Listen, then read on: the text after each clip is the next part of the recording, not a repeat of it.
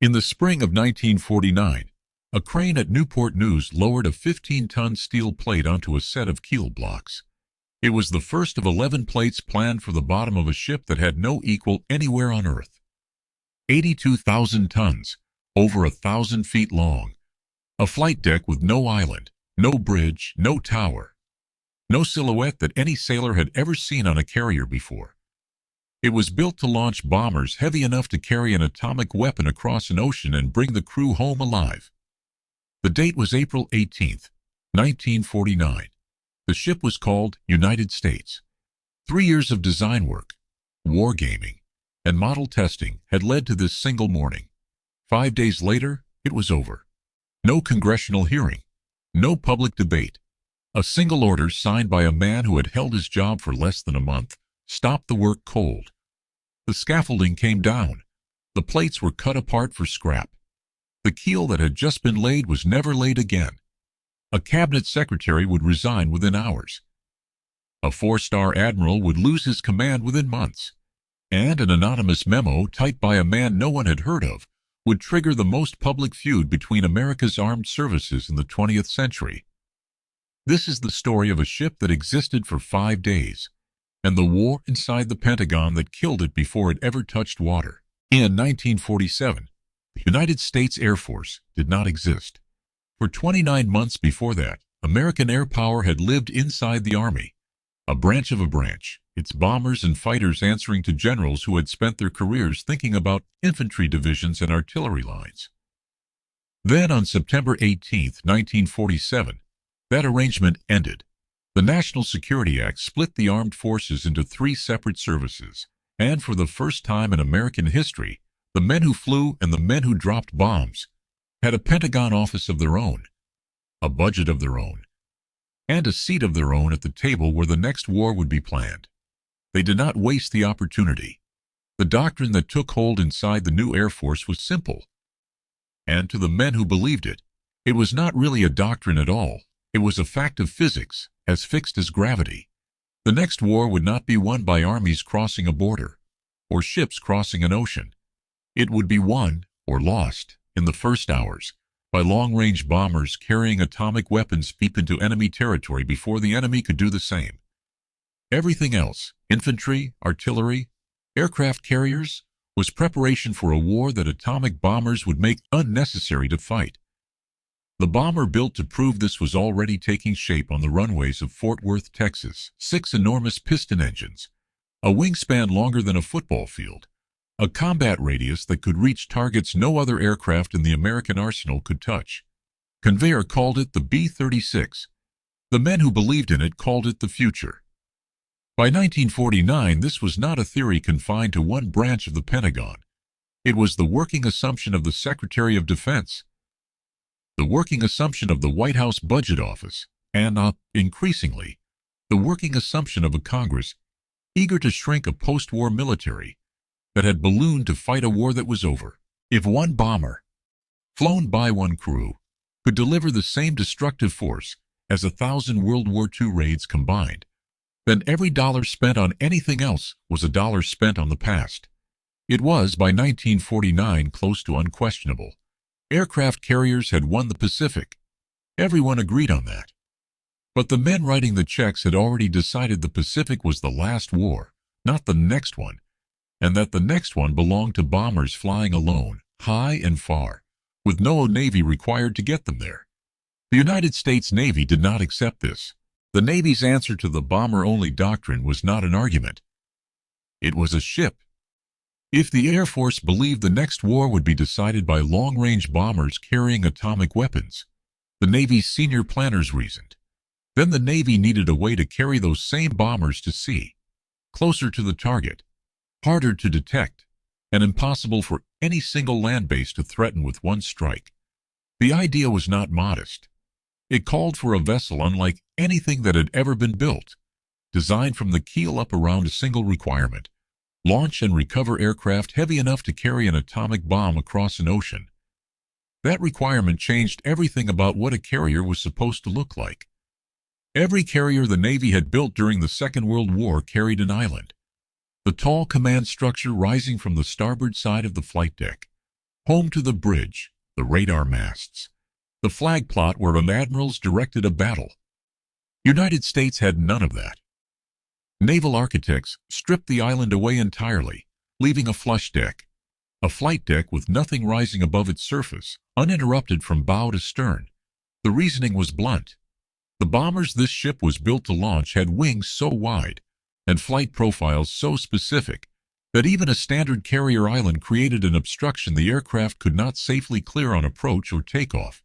Remove the island and the deck became one unbroken runway, capable of handling aircraft that no other carrier on Earth could accommodate. The dimensions matched the ambition. United States was designed to displace 68,000 tons standard, 83,000 tons fully loaded, larger than any aircraft carrier the Navy had ever put to sea, and larger than most of the battleships that had defined naval power a generation earlier. Her flight deck stretched roughly 1 through 30 feet at the waterline, more than 180 feet along the deck itself, long enough that a man standing at one end could barely make out detail on a sailor standing at the other.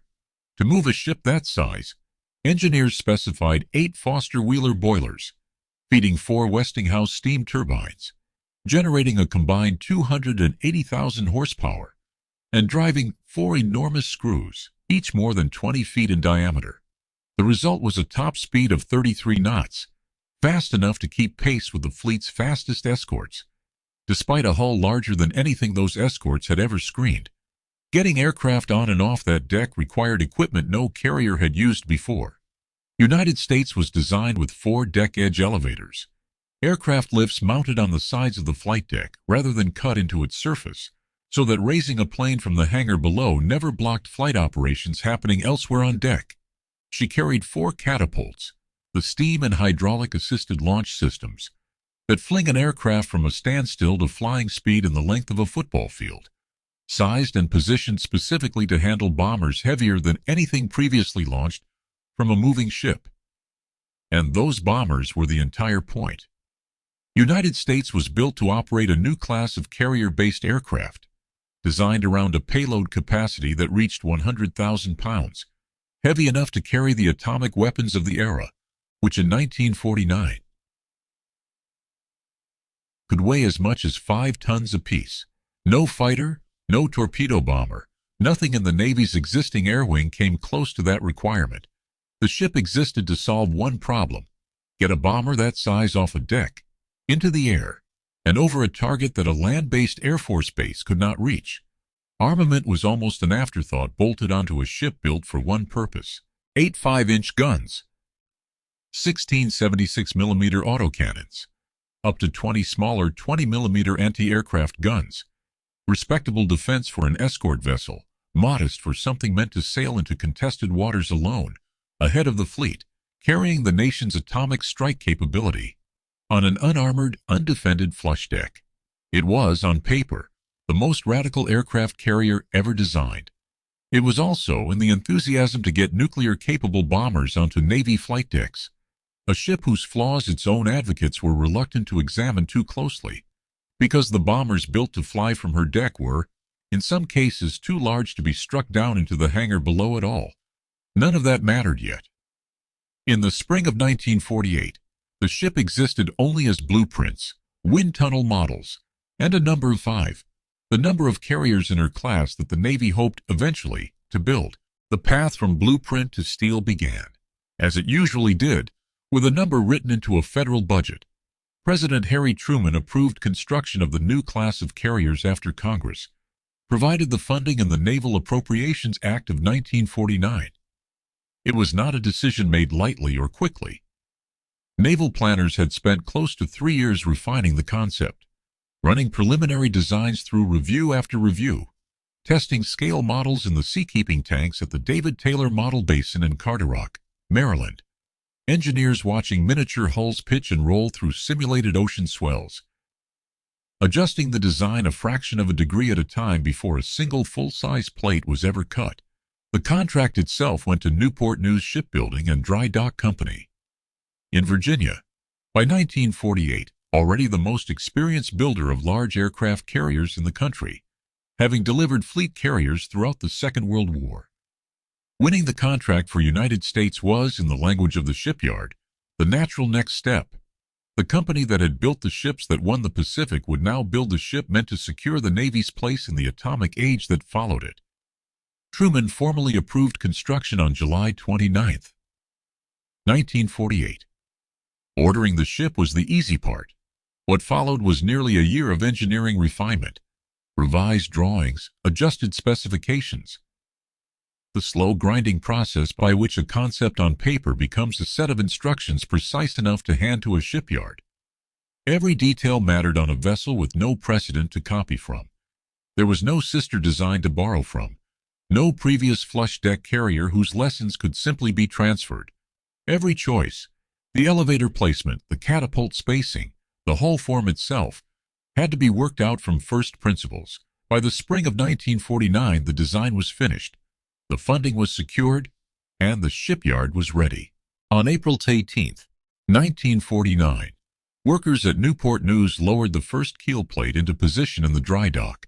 A small ceremony, unremarkable by the standards of a shipyard that had launched dozens of vessels in the previous decade.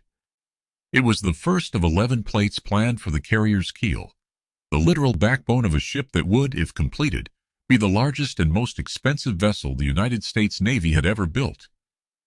Nothing about that morning suggested crisis. The appropriation had passed Congress. The president had signed off.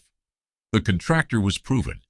Teams at the shipyard, at the Bureau of Ships, at the Pentagon, and within the Navy's own planning offices, had spent 3 years bringing this project to a dry dock in Virginia. And by every visible measure, the hardest part, getting the ship approved, funded, and under construction, was already behind them. What none of those teams fully understood, in the days after the steel plate went down, was that the fight over United States had never really been a fight about a ship. It had been a fight about which service would define how America went to war in the atomic age. And that fight was still being lost, quietly, in offices the shipyard workers would never see. The opposition to United States did not begin in April of 1949.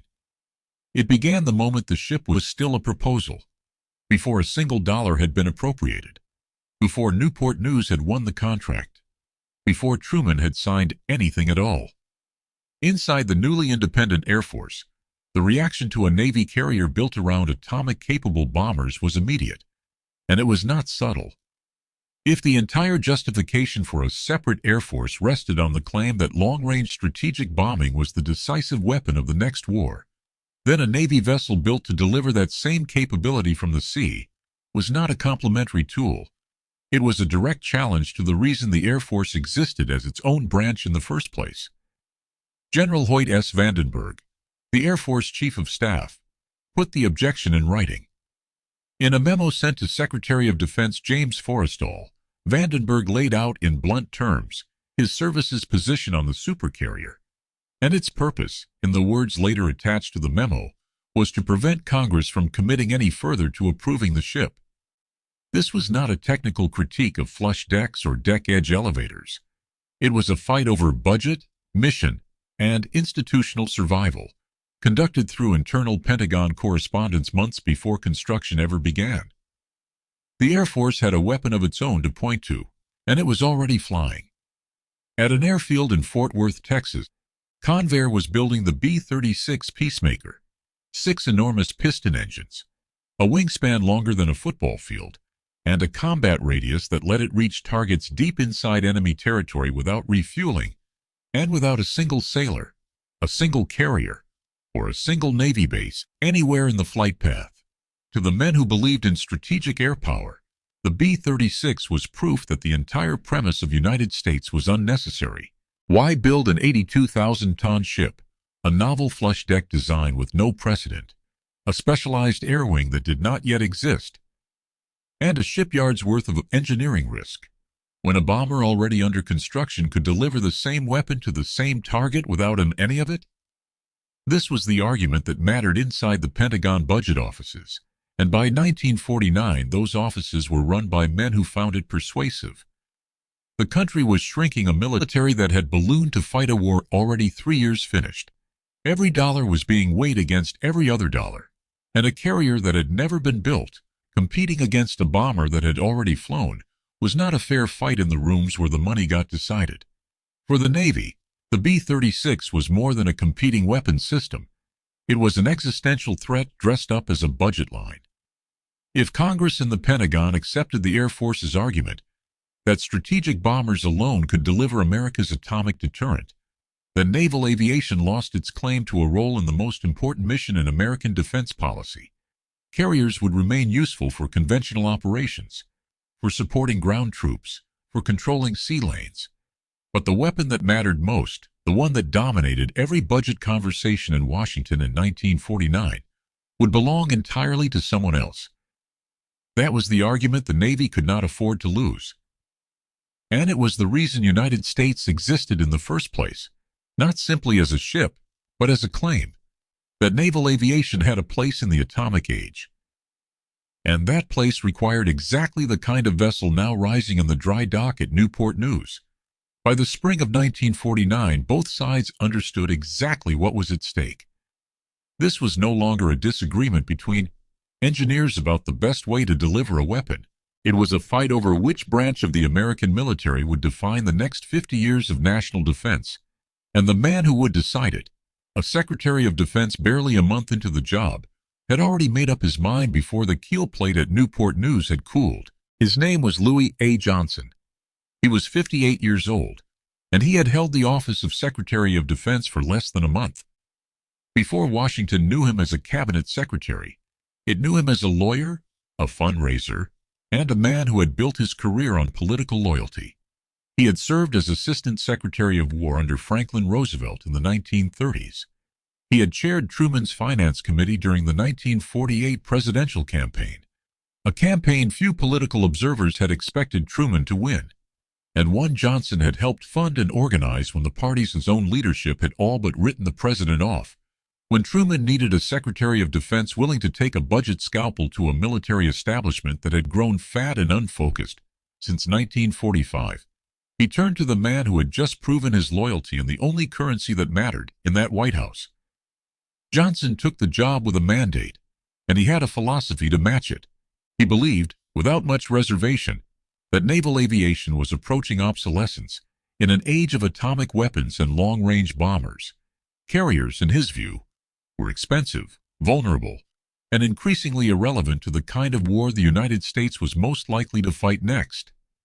The Air Force's vision, strategic bombers, flying alone, delivering the nation's deterrent from land bases and ocean away from any battlefield, matched both his strategic instincts and his mandate to cut costs. Before he had been in office 30 days, Louis Johnson had already decided which side of the fight inside the Pentagon he was on. What made his position combustible was a detail from his life before government. Louis Johnson had once sat on the board of directors of Convair, the same company building the B-36 bomber that stood as the Air Force's flagship argument against everything United States represented. No official investigation ever proved that this prior relationship shaped his decision. That distinction matters, and the historical record insists on it. But inside a Navy that felt it was watching its future get legislated away by a man with a documented tie to its chief rival's biggest contractor, the appearance of a conflict was almost as damaging as proof of one would have been. Officers who had spent 3 years building a case for United States now watched the man deciding its fate carry a resume line that made their argument feel, to them, almost impossible to lose fairly. The suspicion did not stay confined to whispered conversations in Pentagon hallways. A document began circulating on Capitol Hill, typed, unsigned, and addressed to sympathetic members of Congress. It called the B-36 program a billion-dollar blunder. It alleged fraud among the bomber's contractors, inflated performance claims, and financial impropriety in how the aircraft had been evaluated and funded. And it stated plainly what officers had only been saying privately, that Johnson's history with Convair gave him a personal stake in seeing the Air Force's bomber program succeed at the Navy's expense. The document did not stay anonymous for long, not in its authorship, but in its impact. It had reached Congress. It had reached the press, and it forced open a fight that had, until that point, been conducted mostly through internal memos and closed-door budget meetings. The House Committee on Armed Services, chaired by Congressman Carl Vinson, opened hearings to examine the charges. Investigators traced the anonymous memo back to its source. Not a senior admiral, not a defense contractor rival, but a civilian aide inside the Navy's own public relations office. A man named Cedric Worth, working with sympathetic allies in Congress to make the Navy's case as loudly as the official channels would not allow. When the committee issued its final findings, the verdict was unambiguous on the narrow question it had been asked to answer. No evidence of fraud, no evidence of financial impropriety, no evidence that Johnson's prior relationship with Convair had improperly influenced the B-36 contract or the decision to cancel United States. The charges, as formal accusations, did not hold. But verdicts on paper do not always settle what a story leaves behind. The hearings had confirmed the connection was real. Johnson had in fact sat on Convair's board. They had confirmed the resentment inside the Navy was real, deep enough that officers were willing to risk their careers leaking documents to Congress rather than accept the decision quietly. And they had confirmed that the man now holding the fate of the Navy's most ambitious shipbuilding program in his hands was a man the Navy's own officers did not trust to judge that program fairly. Whether the suspicion was justified or not, it was the atmosphere Louis Johnson carried with him into the office where, on a spring morning barely a month into his tenure, he would decide whether a half-finished aircraft carrier in Virginia lived or died. The order came on April 23, 1949. 5 days after the Keel plate went down at Newport News. Less than a month after Louis Johnson had taken office. There was no congressional hearing first. There was no public debate, no committee vote, no extended review process weighing the 3 years of design work against the case for cancellation. Johnson simply signed the order, and the largest shipbuilding contract in the history of the United States Navy ended with a single signature. At Newport News, the news reached the shipyard floor before most of Washington had finished reading it. Work stopped mid-motion. The scaffolding built to support the next plates going onto the keel was ordered dismantled. The 11 steel plates planned for the hull bottom, 1 already in place, 10 more staged and waiting, were never assembled into anything larger than scrap. $600,000 a day. That was, by some estimates, the rate at which the Navy had been spending to keep the project moving in its final weeks. Money that stopped the instant the order was signed, leaving 3 years of design work, engineering review, and shipyard preparation reduced to a single keel plate that would never bear the weight of anything above it. The contract itself had been worth $189 million, voided in full, not renegotiated, not scaled back, not converted into a smaller ship built to a reduced specification. Ended. Johnson framed the decision publicly as fiscal discipline, a defense budget under real pressure, a military establishment still bloated from the demands of a war that had ended 4 years earlier, and a Secretary of Defense following through on the mandate that had put him in the job. In this language of cost-cutting, the arithmetic was simple.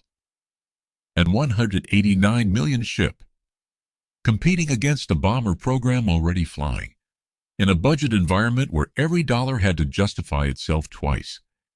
Inside the Navy, almost no one accepted that framing. For 3 years, officers, engineers, and shipyard workers had treated United States as settled policy, appropriated by Congress, signed by the President, contracted to a builder with an unbroken record of delivering carriers on time. The ship had cleared every formal checkpoint a military program was supposed to clear. And then, without warning, without a hearing, and without the courtesy of consultation with the service whose future it claimed to be deciding, one man had ended it in the time it took to sign a letter. The keel plate stayed in the dry dock for a while after the order came down, a 15-ton slab of steel with nothing built on top of it, and nothing coming. Eventually, it too was cut apart and hauled away, the last physical trace of a ship that had existed, in steel, for exactly 5 days. What Louis Johnson had not accounted for, what almost no one in the office of the Secretary of Defense had fully accounted for, was that the Navy did not intend to accept the cancellation quietly. The order had ended the ship. It had not ended the fight. The first resignation came within hours. John L. Sullivan, Secretary of the Navy, had spent years defending United States through every appropriations hearing. Every budget review, every internal Pentagon fight that had led to that morning at Newport News. He had not been consulted before Johnson signed the cancellation order. He learned of the decision to kill his service's most important shipbuilding program the way most of Washington did, after the fact. He resigned immediately, in protest, becoming the first cabinet-level casualty of a fight that had barely begun. Truman replaced him with Francis P. Matthews, a man with almost no background in defense policy, but a close personal friend of Louis Johnson. To officers who had just watched their secretary walk out the door in protest, the choice of his replacement read less like an administrative decision and more like a message. The fight was over, and the Navy had lost the argument before it ever reached the public. The Navy's senior officers refused to accept that message. What followed was not, despite the name history gave it, a mutiny in any formal sense. No one refused an order. No one seized a command. What happened instead was something the American military had rarely seen at this scale. Senior naval officers in uniform took their case directly to Congress and to the public, breaking openly with the civilian leadership above them. Historians would later call it the Revolt of the Admirals, not because admirals revolted against the chain of command, but because they revolted against silence. Inside the Navy, a special planning group known as Op 23 had already been assembled to build the intellectual case for carrier aviation's future. It was led by a captain named Arleigh Burke, a rising officer whose reputation would within a decade make him one of the most respected chiefs of naval operations in the service's history. Under Burke, Op 23 gathered material, defending the strategic value of aircraft carriers, arguing that a defense policy built entirely around long-range bombers left dangerous gaps in America's ability to respond to threats that atomic weapons alone could not address. It was methodical, and it was aimed directly at the argument Johnson and the Air Force had used to justify cancellation. At the center of the public fight stood Admiral Louis Denfeld, Chief of Naval Operations since 1947.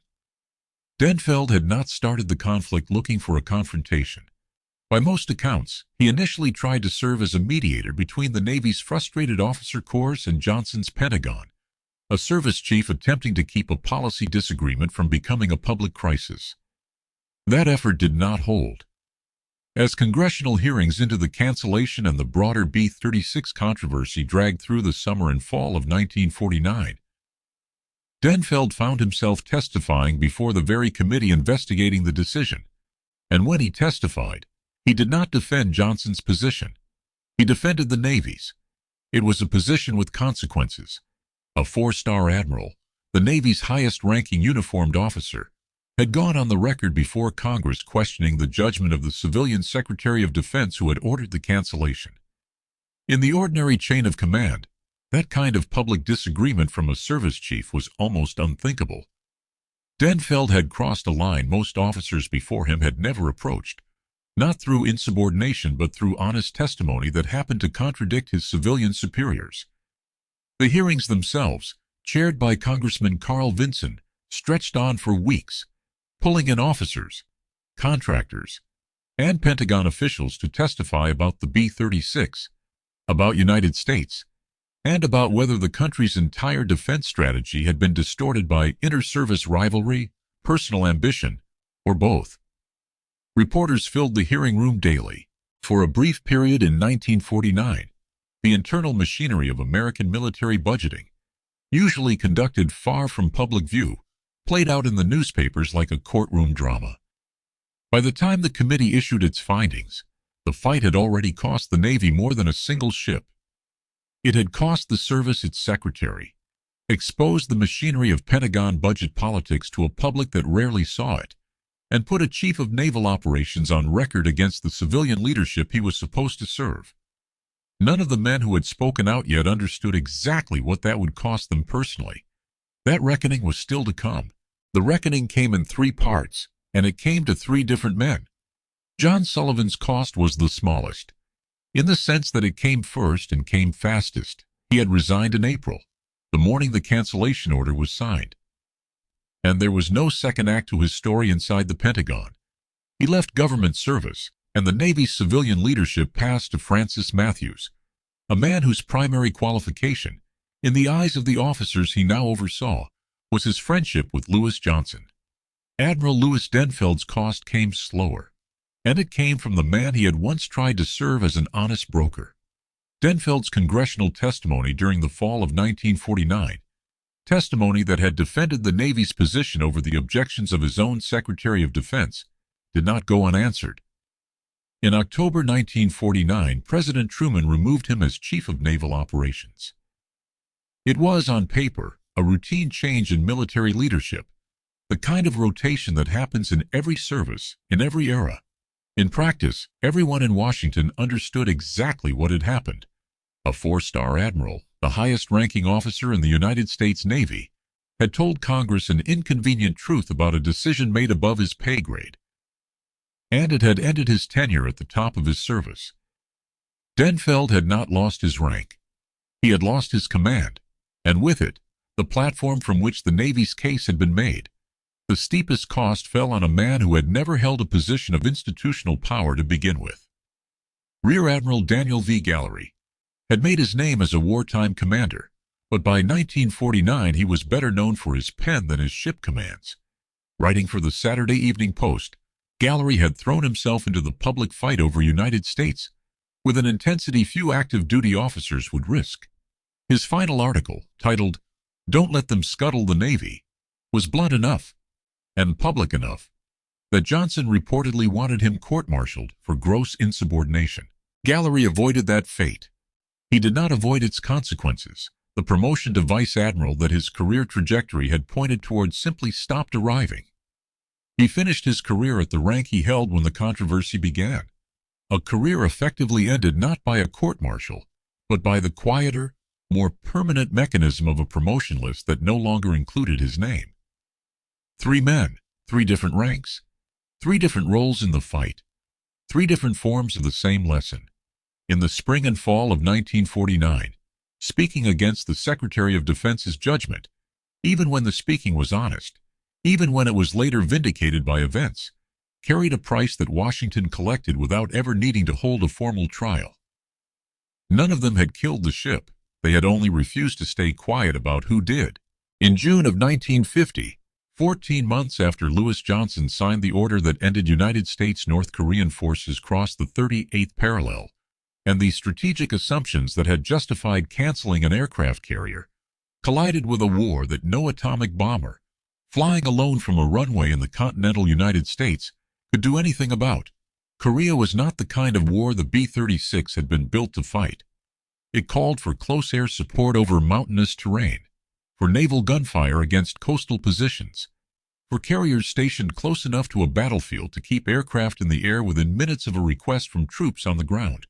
The Navy's carriers, the ones that had survived the budget fights of 1949, were exactly the tool this new war required, and they proved it within weeks of the war's opening. The doctrine that had justified gutting naval aviation to fund strategic bombing had not been refuted in a congressional hearing room. It had been refuted on a battlefield in real time by a war that did not care what anyone in the Pentagon had assumed about how the next conflict would be fought. Many of the defense cuts Johnson had championed were reversed within the year.